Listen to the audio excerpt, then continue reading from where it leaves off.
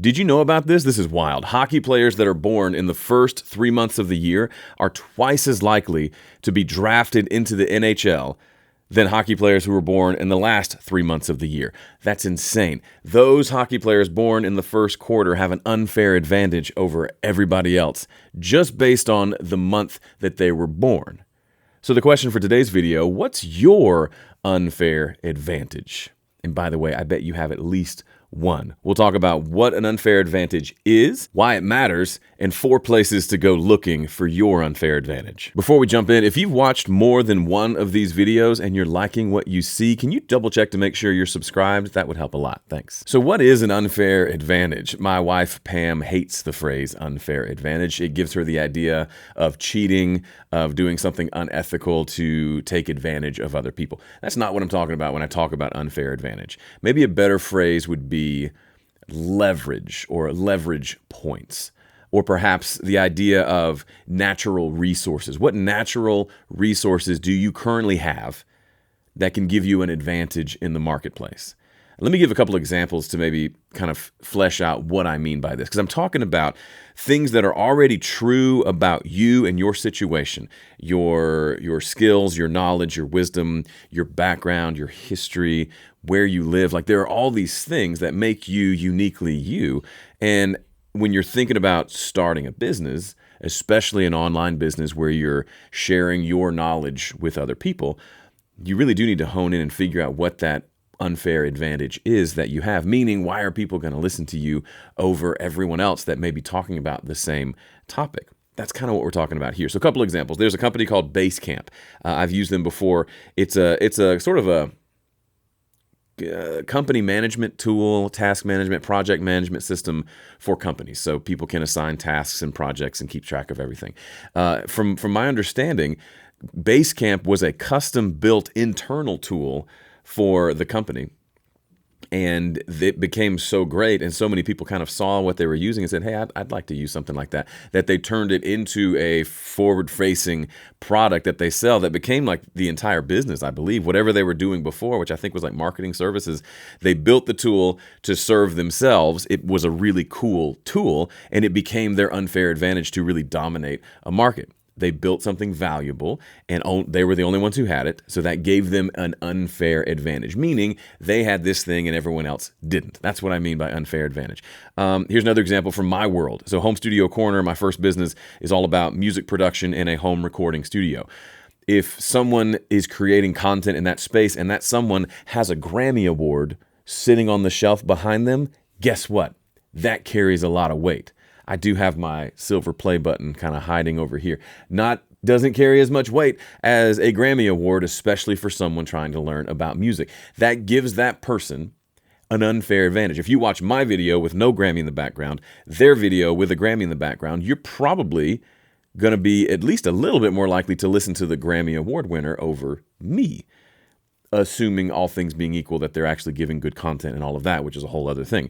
But having that is a great advantage. And the reason I point that out is that a lot of people don't use their unfair advantage. They think, well, yeah, I've talked to these people. Yeah, I have an award, a Grammy Award or a Dove Award, or I've worked on these major label releases with major famous recording artists, but I don't want to they'll use the phrase, I don't want to take advantage of that. I just want to present what I want to say to the world without trying to latch on to these accomplishments that I have. And I'm thinking, as someone who built up an online business, an online brand around the concept of teaching people how to do music production, I had to find my own unfair advantage because I did not have major artists in my portfolio. I did not have a Grammy Award. I had made music in a home studio and I learned how to do it well, but I wasn't any of those things. The people who are, I've had many days where I think, man, if I just had a couple of Grammys back here, this whole thing would be a lot easier. So the point is, you probably have unfair advantages and there's a good chance you're not using them. Let me give you some examples from my own life, literal unfair advantages that I use to help me grow my business. So one of the first ones is kind of obvious, but maybe not at first glance. I teach people about music production. So I teach from the perspective of a music producer or an audio engineer, the technical stuff that goes into producing music, both the technical and the creative, but really from the perspective of I'm the producer and there is an artist coming in to my studio to record, right? Because I can do that really well. One of my unfair advantages in that space is I am the artist as well as the producer and the engineer. So I am a songwriter, I am a singer, I am an instrumentalist. So I can do a lot of the things that go into producing music with just me in this room. There are certain instruments I don't play, but I can get a good chunk of the way there all by myself. I remember I had a friend years ago. He is an audio engineer, kind of strictly an audio engineer, not really a musician, and he wanted to practice his craft, and he didn't have anybody to come in and record. So he asked me to come to his house and spend, the afternoon just being the artist, playing guitar, singing, doing all that stuff, so that he could put in some practice. That's an advantage that I have being a musician. I can get the practice in without having to coordinate schedules with anyone else. Also, when I'm creating content, I can talk about the best way to record a vocal, and then I can just bring the mic forward and I can sing some vocals and demonstrate both from an artist perspective and from the engineer perspective, which is the exact person that I'm speaking to. These are people who are artists, they're musicians that want to learn the technical side of things. I am exactly the person that they are or that they want to be. They're wanting to learn the technical side to match up with their artist side. So that's one advantage that I've had. Actually, I've got a couple other examples from my own business, but we're going to talk about those just a little bit later. By the way, unfair advantages aren't just things you were born with. They can be skills and things that you acquire over the course of your lifetime. One potential unfair advantage for you could be my business game plan. This is a 4-step game plan, business plan that I've used to run my businesses for the last 15 years. And I've laid it out in a simple 4-step process that you can check out. It comes with a masterclass video that explains the whole thing. Go check that out at joegilder.biz/game. Just to be clear, every successful business has some sort of unfair advantage. With Google, it was search. They won the search game and they built an entire empire around that. Apple figured out how to make beautiful computers that people are willing to pay or overpay for, right? They somehow figured that out. And the list could go on and on. I'm not saying you have to agree with them all, but that is objectively true that there is some sort of advantage that they have in the marketplace. So how do you find your own unfair advantages? Do you have any? I would argue that we're all uniquely built. We all bring a unique value to the world. And also, we can develop unfair advantages by being intentional about it. So let's talk about 4 places where you can go look for your unfair advantage. So the first place is probably the most obvious: skills. What skills do you already have that you can utilize to grow your business? So where is a place that you've already invested a lot of time in developing this skill? So for me, I had developed the skill of being an accomplished musician, songwriter, music producer, audio engineer.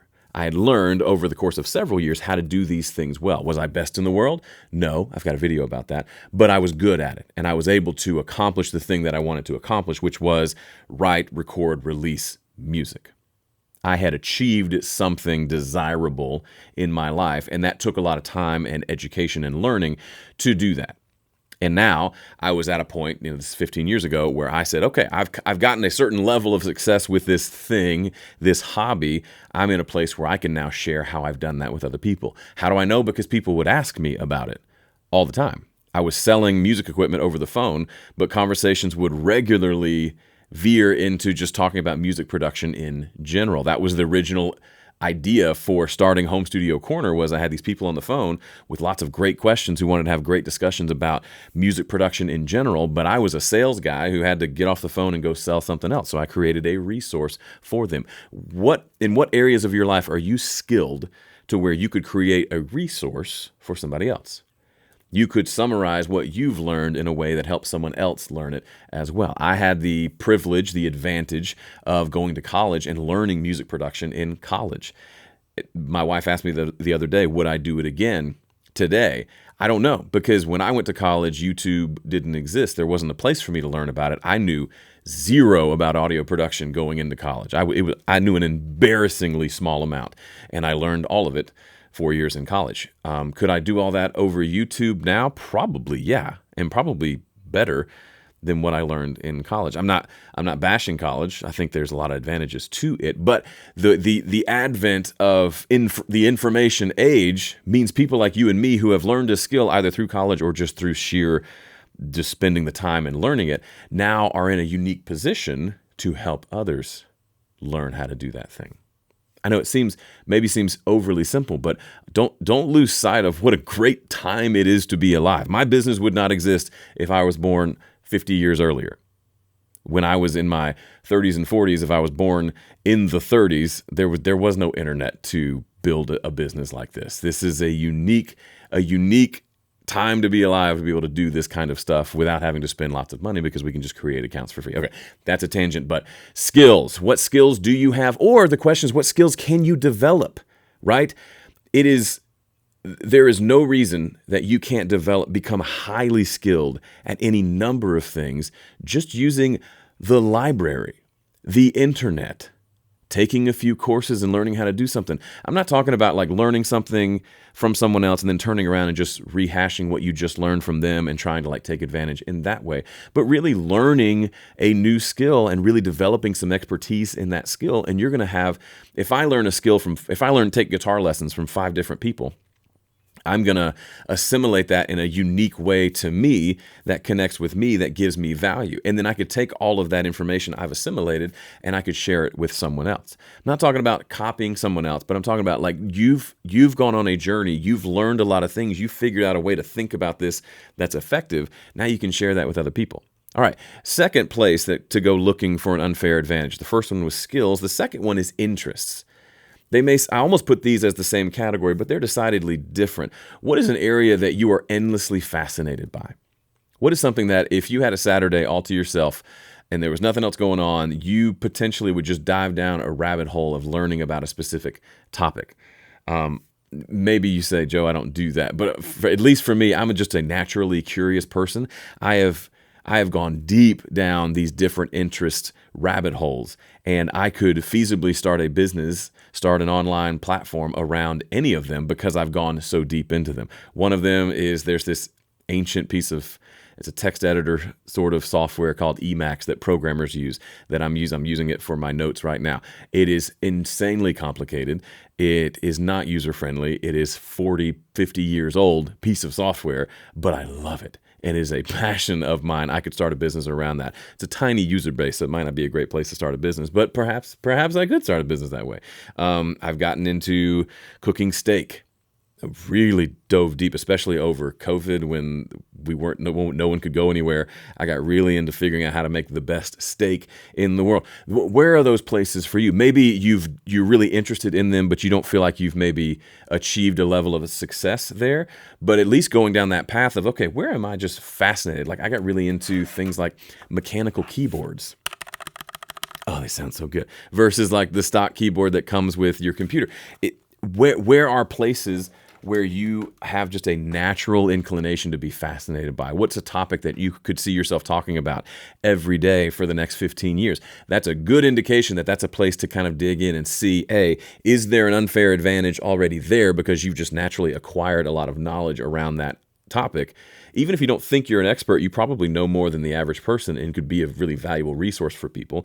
Or B, you know at least how you would go about acquiring more knowledge and more skill in that area because you've already taken several steps down that path. Another way of asking this, if money wasn't an issue, if you had plenty of money in the bank account, you didn't have to technically work anymore, where and how would you spend your time? It's a very different question. And I think a lot of people say, I would go sit on the beach and drink cocktails and just do nothing all day. You would do that for maybe a week or two. But eventually, I think we were all built with a desire to work. In some sense, to create, to build, to do, and make the world a better place. If you didn't have to worry about how it was going to make money, what ventures would you start? If you knew you couldn't fail, what would you try? These are really interesting questions that can sometimes pop up answers for you that are completely unexpected. So take some time, even if no idea pops in your head right now, take some time to answer those questions. If money wasn't an issue, or if you knew you wouldn't fail, what would you spend your time on? What would you go and try to build?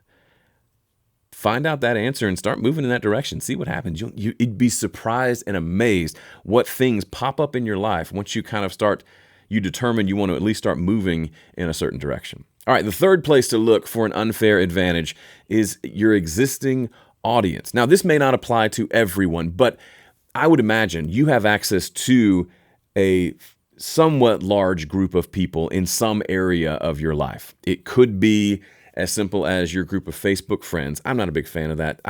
Don't go spamming your Facebook feed with promoting your new business. You can talk about it once, but go build an audience of people who are interested in that. More likely, though, there are existing communities that you may already be a part of that have a lot of people that are passionate about the thing you're passionate about. I spend a lot of time on Reddit. There are so many groups on Reddit about all these different things that I'm passionate about. I mostly just watch and consume, but occasionally I engage and have conversations there. You may already have a built-in audience in some of these communities that you're in.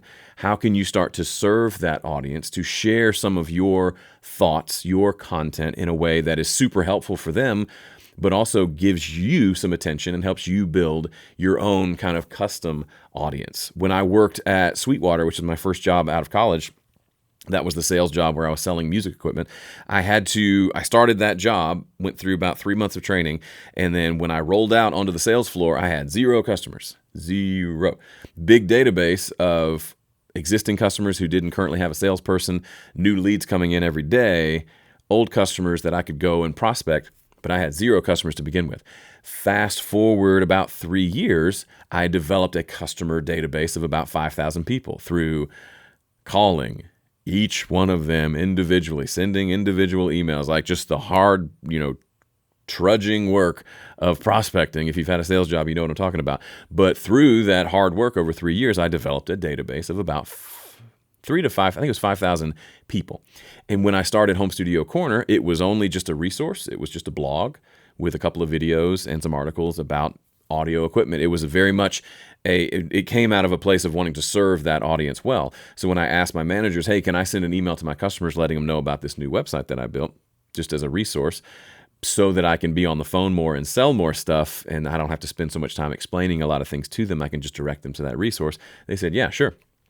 And so I literally, out of the gate, that was one of the biggest unfair advantages I had early in my career that allowed me to say, hey, I've got a website, go check it out. And I got a lot of followers and subscribers, not 5,000, but probably 500 from sending an email out to that existing list. So start thinking about where are places where you may have access to people that you don't realize that you had that could, once you build your thing, hopefully you're already building it, you could let them know about it. I've got some folks in my world who are members of my VIP membership, but they're also kind of building their own platform and making their own content and starting kind of to go down that path. My VIP membership would be a great place to share some of the stuff that they're doing. You have to do so in a way that's not spammy, right? You have to do so in a way that's of service and not simply self-serving, but it's an interesting piece. All right, we've talked about 3 places to go looking for your unfair advantage: skills, interest, existing audience. The fourth one is similar to the third one, but different, is relationships. And there's kind of 2 categories within relationships: existing relationships and new relationships. Existing relationships. This is how everybody gets a job, right? I am sure that the whole application interview process in corporate America, there must be people who get jobs that way. But it seems to me, when I talk to anybody who gets a cool job, it's because they knew so-and-so who knew so-and-so who knew so-and-so who connected them and they got them an interview and they got the job. Not that they didn't deserve it, but that my wife, when she got out of nursing school, everyone said, oh, everybody needs nurses. She'll have a job, no problem. It was not that easy. She was fresh out of nursing school. We were in the middle of a recession too. That didn't help. But she ended up getting her job, her first job, through a friend who worked on that same floor, a friend from college. Put in a good word. She got the interview. Now, she knew her stuff. She interviewed well. She was an incredible nurse. But still, by just submitting her application and having a decent resume, that wasn't enough. She needed that unfair advantage, that connection to get that job. It's the same in business. This is how people get jobs. It's also how people grow their businesses. They look at their existing connections, their existing relationships, and they find out ways to use those. Not to use them is the wrong word, but you get what I'm saying. Ways to be in a mutually beneficial relationship with those existing relationships in order to find ways to grow their businesses. And probably more likely, existing relationships, sure, think through that. What are existing relationships that relate to what you're trying to build, and how can you take advantage of those and really like nurture those relationships so that something beautiful can come out of it? But most likely it's going to be new relationships. That's the second type. So new relationships are people in the space that you want to serve, maybe already serving the people that you are trying to serve. How can you start developing relationships with them such that maybe 6 months down the road, there could be some sort of mutually beneficial thing? So for example, when I first started Home Studio Corner, I told my customers at Sweetwater about it, but otherwise I had this teeny tiny channel and was just kind of putzing around the internet trying to find other people who were talking about similar things. And I found there were a few. One was a podcast called The Home Recording Show. Had 3 hosts. I don't know if they still do it anymore, but it seemed like a pretty active show. They did episodes, I think, every week, pretty regularly. And so I reached out to them and said, hey, first of all, I became familiar with them. I listened to their show. I got to know them, first of all. Then I reached out and said, hey, love the show. I just started Home Studio Corner. Just wanted to reach out, see, is there anything I can do for you? Not the best question in the world, but a good start. They said, yeah, we want guests. We're tired of just us talking. Can you come be a guest on our show? You can tell us what you're doing, what you're working on. That was huge for me. I don't have like a number to associate with it, but I feel like I was on that show and a lot of people came over into my world after being on that show, who eventually became customers who bought my first course when that released. Another big one for me, probably like a life-changing relationship, is a guy named Graham Cochran. If you're in the audio space, you know Graham from the Recording Revolution. He and I became friends through Home Studio Corner. I started a blog. I started Home Studio Corner. He actually was one of the early people who would comment on my blog and ask questions, and I would answer his questions. Then eventually he started his own channel, The Recording Revolution, identical audience, really. But when I saw him, I thought, man, I know I should probably be threatened by him because he's kind of a competitor, but I just like the guy, and I agree with just about everything he's saying. We have a similar like philosophy towards music and production. So instead of being at odds with one another, I was like, man, dude, this is great. You're fantastic. What can I do for you? And he had a new email lead mag that he'd produced. And so I sent an email to my list that said, hey, just discovered this guy named Graham. He's got this ebook about the #1 rule of recording, I think it was. Go check it out. So I sent them to his page to sign up for his email newsletter. I didn't have a huge list at the time, probably in the hundreds, right? But he got like several hundred new subscribers, and that was the first time he had like a big influx of new subscribers. It was a big deal for him. Funny, if you know the story, he went on to be much, much bigger than me in my business, and we actually ended up partnering together on a membership that made 7 years, and it made at least a couple million, I think, over the course of those 7 years. It was a 6-figure business for pretty much the entire 7 years. Even after splitting it, we were both taken home. Anyway, it was a very successful business for a nice long period of time. It all started with that little relationship that we started. I promoted his ebook. He started to grow. I said, hey, let's do a podcast together. He said, sure. Then I said, hey, let's do an event together. He said, sure. I said, hey, let's start a membership together. He said, sure. And we both grew tremendously through that one relationship. If we're talking about like the 80-20 principle, if I look at all my relationships, which are the handful of relationships that have had the biggest impact on my life, you can do that for like your personal life. You can do that for your professional life from a monetary standpoint. But Graham Cochran would be one in all of those categories that has had a massive impact on me and my family. It makes me tear up a little bit. By the way, Graham does business coaching as well. If you've not checked him out, go find him. Just look up Graham Cochran. He's got a new book coming out later this year that's going to be fantastic. I'm doing a mastermind with him later in the couple months from now. Anyway, fantastic individual, fantastic person, and that has been such a valuable relationship to me. And it could have happened. I said, this guy's a competitor, writing him off forever.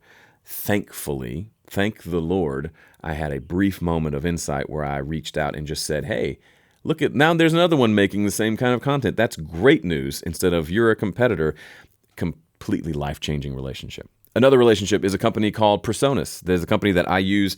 You can't see it, but all the equipment, just about all the equipment that I use is from this company. The software that I use to record is from this company. I knew them from my days at Sweetwater. I developed a relationship with them. I said, hey, let me make a bunch of videos for you. You send me some gear. I want a couple of pieces of equipment that you have. How about we do a trade? And they said, yeah, of course, let's do it. And we developed a relationship to the point where a few years ago, right as COVID was starting and I was having some issues with business, I actually took a full-time position with them for a couple of years I still ran Home Studio Corner to kind of give me some time to rebuild my business and to rethink things. And I had a lot of kind of internal stuff I needed to work on. And that all came from having a relationship with them. So if there's any area of these four that I'm even now as I'm talking about this, relationships are by far and away one of the biggest sources of an unfair advantage and have been in my life. And it's probably the place where I spend the least amount of time because I get so caught up in my own thing. I'm an introvert. I like to do things on my own to the point where I will come up, out of my shell for a minute and say, oh man, I need people in my life. And we'll go kind of scramble up some people to have lunch with, have a Zoom call with, and just talk about work and business and like maybe brainstorm and come up with new ideas. But if you can only pick one of these four, I'd say relationships is the top place to go look. Not to go ask for favors all the time and to be that kind of a leech on someone else's business, but a genuine, mutually beneficial relationship, which is going to take some work. So my final piece of advice, this is my takeaway to you, my piece of homework for you this is exactly what I just described to you. Do this. Make a list of 5 people in your niche, 5 people serving the same audience that you want to serve, preferably ones that are bigger than you, but not huge, right? If they have millions of subscribers and you have 20, probably going to be hard to get their attention. But someone who you connect with, you enjoy their content, and then email each of them and ask if there's a way that you can help.